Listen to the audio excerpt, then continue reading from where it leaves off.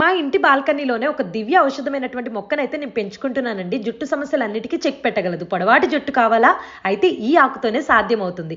ఇలా మొక్కలు ఎదిగిన తర్వాత ఇలా కట్ చేసేసుకుంటాను. మళ్ళీ మొక్కలు పెరుగుతూ ఉంటాయి. ఇంతకీ ఏం ఆకు అనుకుంటున్నారా? గుంటగరగర ఆకండి.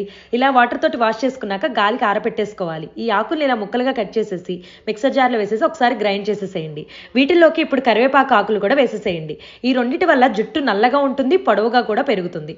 ఈ రెండింటిని కలిపి మిక్సీ పట్టేసేయండి. అది కూడా కొంచెం కొబ్బరి నూనె వేయండి, గ్రైండ్ అవ్వడానికి ఈజీగా ఉంటుంది. ఇక్కడ నేను ఇప్పుడు మనకి ఇక్కడ కరివేపాకు గుంటకరగరాకు పేస్ట్ అయితే రెడీ అయిపోయింది. స్టవ్ ఆన్ చేసి ఒక గిన్నె పెట్టుకొని 1 లీటర్ కొబ్బరి నూనె పోసుకొని దీనిలోకి ఆముదం కూడా యాడ్ చేసుకోండి.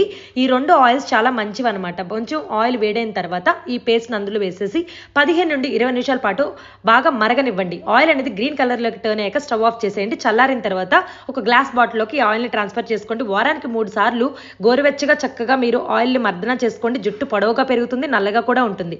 షేర్ చేయండి అందరూ.